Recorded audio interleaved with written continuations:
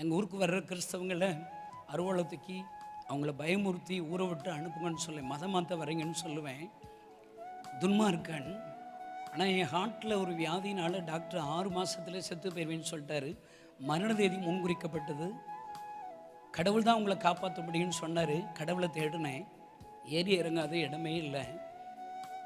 சாகிறது சாக போகிற இந்த கிறிஸ்தவங்க சாமியை கும்பிட்டுட்டு சாவன்னு சொல்லி தான் சர்ச்சுக்கு போனேன். அவங்க பாடுற பாட்டு எனக்கு புரியாது, அவங்க பண்ணுற பிரசங்கமே எனக்கு புரியாது. அவங்க ஜெபிக்கணும்னு சொல்லும்போது சும்மா ஒரு நிமிஷம் பேசுவாங்க. கண்ணை மூடி ஜெபிக்கணும்னு யாரும் எனக்கு சொல்லி கொடுக்கல. சும்மா சொன்னேன், ஏசப்பா நான் உயிர் வாழ ஆசைப்படுறேன், எனக்கு உயிர் தாங்க. சும்மா ஒரு நிமிஷம் ஜெபம் பண்ணேங்க. எனக்கு நல்ல ஞாபகம் இருக்குது.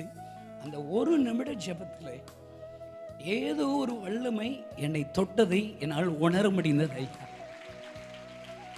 முதல்ல சாவ நினச்சி நைட்டுன்னா தூக்கம் வராதுங்க. நம்ம தான் சாக போகிறோமே, பயம், மரண பயம் என்ன துரத்திக்கிட்டே இருக்கும். ஒரு நிமிஷம் ஜோமன் அன்னைக்கு நல்ல தூக்கம் வருதுங்க. சரி, ஏதோ நல்லா இருக்குது. அடுத்த வாரம் சர்ச்சு போனேன், ஒரு நிமிஷம் தான் பேசுவேன். எனக்கு அவ்வளோதான் ஜெபம் பண்ண தெரியும்.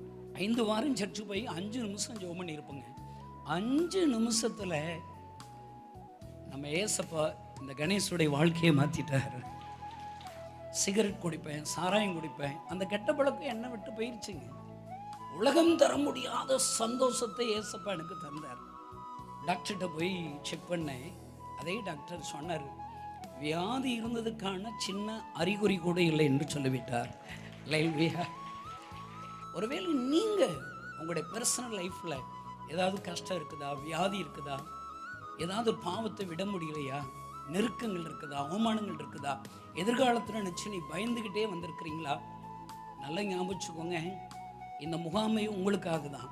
நீ இருக்கிற இடத்துல ஒரு நிமிஷம் நீங்கள் ஜெபிச்சா போதும். சும்மா கேஷுவலாக, அப்பா ஏசப்பா எனக்கு ஒரு அற்புதம் செய்யுங்களேன், இப்போ எனக்கு அற்புதம் செய்யுங்களேன், என்னை தொடுங்களேன், எனக்கு இந்த கவலையிலிருந்து எனக்கு விடுதலை கொடுங்கன்னு சொல்லி நீ இருக்கிற இடத்துலேருந்து நீங்கள் ஜெபிச்சா போதும். நான் சொல்கிறேங்க, உங்கள் ஜெபத்தை இருக்கிற இடத்துல கேட்குற அந்த ஒரு நிமிஷம் ஜெபத்தை கேட்டு ஏசப்பா அந்த கணேசனுடைய வாழ்க்கையை மாற்றினது போல் உங்களுடைய வாழ்க்கையை மாற்றுவார்.